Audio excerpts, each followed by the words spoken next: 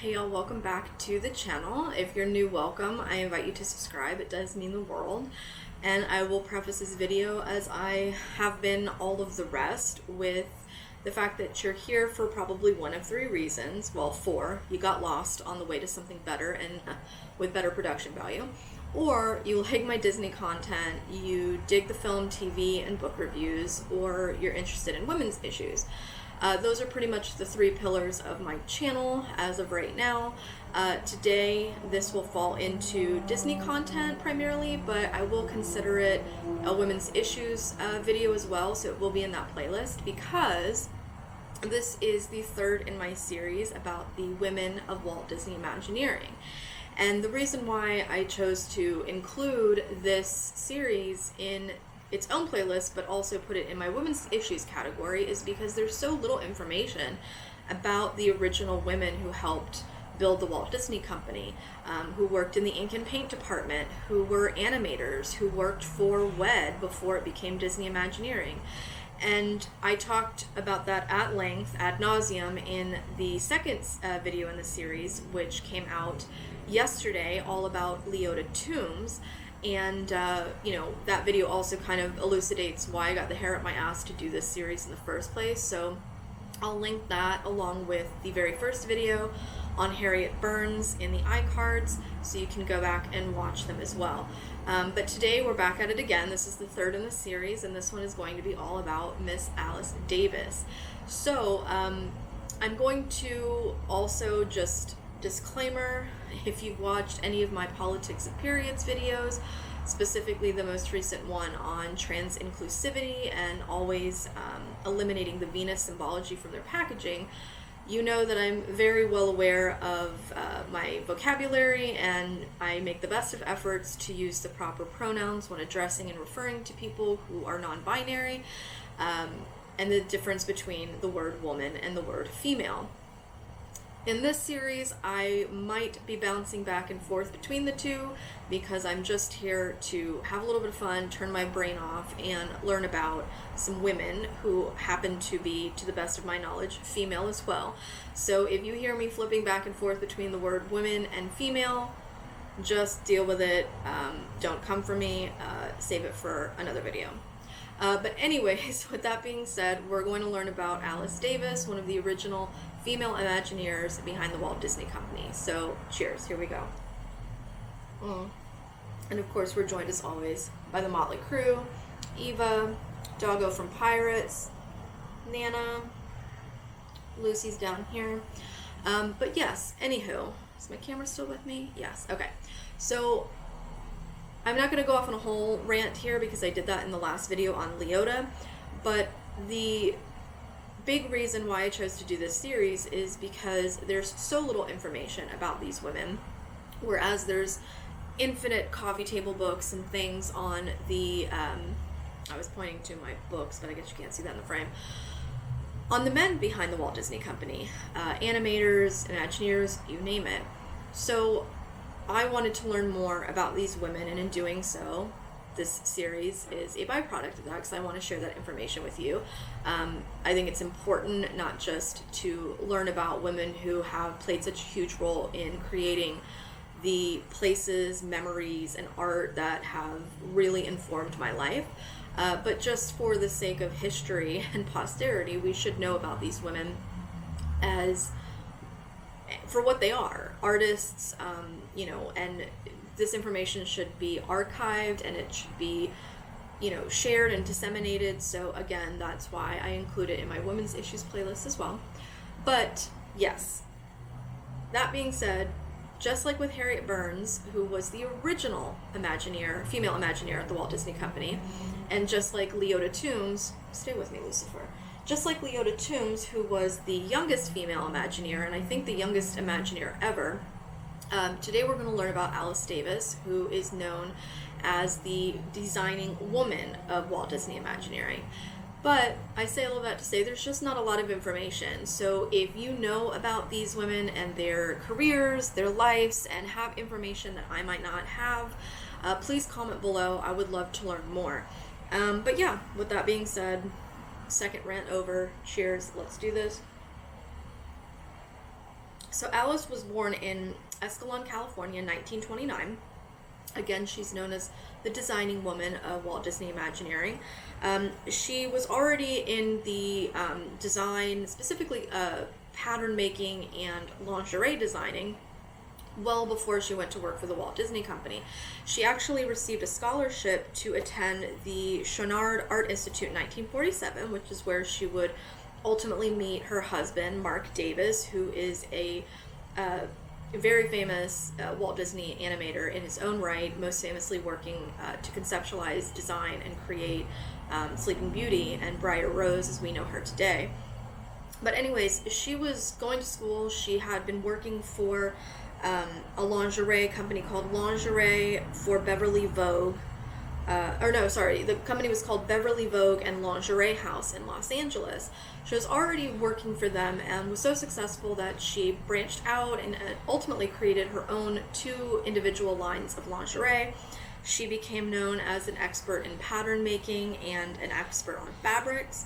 But while she was at the Chouinard Art Institute, Marc Davis, again, who would eventually become her husband, but at this point, they're just cohorts, reached out to her as he was already working for the Walt Disney Company and asked if she would help design a costume for Helene Stanley, who would be the live-action stand-in for the conceptualization, of Briar Rose from Sleeping Beauty. So she actually designed the dress that, again, Helene Stanley would wear that would become the inspiration for the movement and the fluidity of Briar Rose's movement as an animated character in that movie. So Alice was quoted as having said, Mark wanted to see how the skirt would work in live dance sequences and in live dance steps, and that was my very first job at Disney.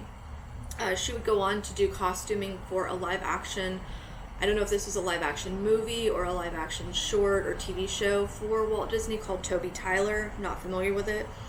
But fast forward to 1963, Walt Disney has already created Disneyland. It's already on the map. He wanted to have her work on the costuming for the It's a Small World attraction that would debut at the 1964-1965 World's Fair, which is of course famous for bringing attractions like It's a Small World and Great Moments with Mr. Lincoln to the parks in Orlando and California and some of the international parks as well. So he invited her to work on It's a Small World, and that's where she met and collaborated with the famous Mary Blair, who is going to have her own video because, trust and believe, she has a lot of information on her. But Alice essentially basically designed, supervised, and oversaw the creation of 150 plus costumes that would eventually be those that we saw on the audio animatronics at the It's a Small World attraction at the World's Fair, and of course ultimately those same costumes would debut at the It's a Small World attraction in Walt Disney World, and of course beforehand in Disneyland. She's quoted as saying, I went from sweet little children to dirty old men overnight, because after the success of her costuming and design on the It's a Small World attraction, she is most famously known for having translated her husband's illustrations for the costumes on the Pirates in Pirates of the Caribbean ride into the actual costumes that they would become that sit on those audio animatronics to this day in Disneyland and Walt Disney World.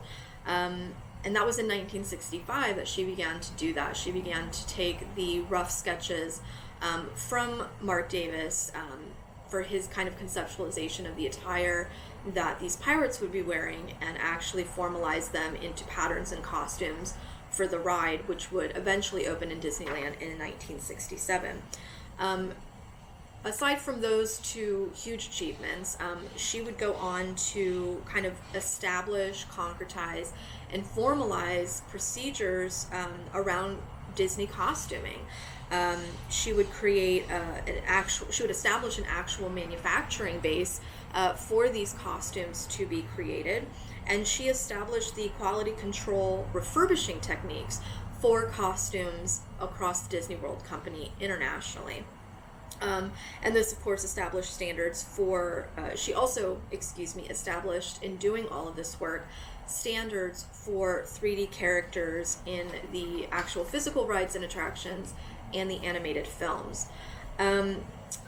She would also work on the Carousel of Progress and Flight to the Moon attractions. Flight to the Moon is no longer with us, but it was an original Disneyland attraction.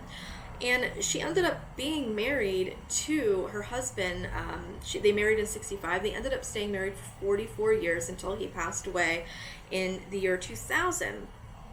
And unfortunately, just like with Harriet and Leota, that's more or less where the story not ends, but that's where kind of like the history lesson ends. I was unable to really find any more information about the work that she did in any greater detail, anything more really about her personal life, which again could be a conscious choice on her part, or it could just be lack of information that's available on her.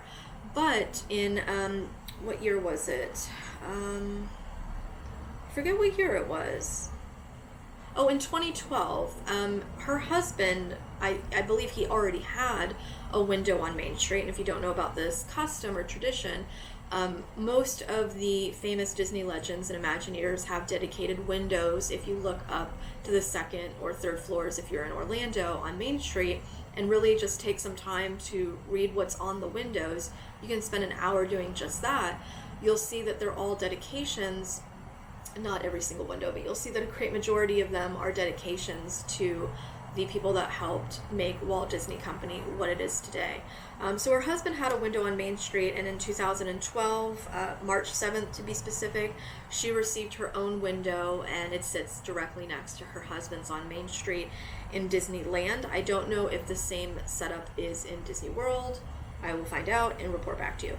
But that's Alice. That's Alice Davis. Unfortunately, again, that's all that I know. I talked about this in the Leota Tombs video when I went off on a little bit of a tirade, that there's just, again, not a lot of information. The most information that I've been able to find is from the D23 archives. So if you do go to d23.com and you search through the Imagineering archives, you will find articles on these women. Unfortunately, they're like one-pagers. But it's something. It's better than nothing, and hopefully this series might inspire you to learn more about them. I am reading a book that just was published last month on the women in the ink and paint department, the women animators, and some who would go on to be Imagineers and Disney legends. And that's, of course, going to continue to inspire me to make these videos and learn more about them, but I'll link that book, the Amazon link or whatever, in the description. But again, if you know anything about these women, in this case Alice, comment below. Let's share some information and some fun facts. Unfortunately, this is, how many times am I going to say unfortunately in this video? It is unfortunate that this is actually the shortest of the 3 videos I've made thus far. There just isn't a lot of information that I've come across. So again, if you know something I don't know, let's share it and learn more. Again, I think it's important for Disney fans to know about the women that helped establish, not only the lands and the worlds that we know and love, but the actual movies and memories that have informed our lives, and to make sure that they don't, linger in the shadows, and that they don't fade away in history, that we keep learning about them and keep, passing information about them on to the boys and girls who are the next generation of Disney fans. And Disney fan or not, if you're into art and art history, these are women that you should know about. If you're into American history, these are women that you should know about. So anyways, that was our little introduction into Miss Alice Davis, and we thank her for all of her contributions to the Walt Disney Company. And stay tuned, because I've got at least 4 more women in this series lined up, including Kim Irvine, and of course the Queen herself, Mary Blair. So if you liked this video, if it put a smile on your face, if you want to see more, comment below. Also subscribe, turn on the notification bell so you'll be notified obviously when this type of content goes up if you're not into the other types of videos I do. But yeah, thank you so much for watching, and we'll see you on the other side. Cheers.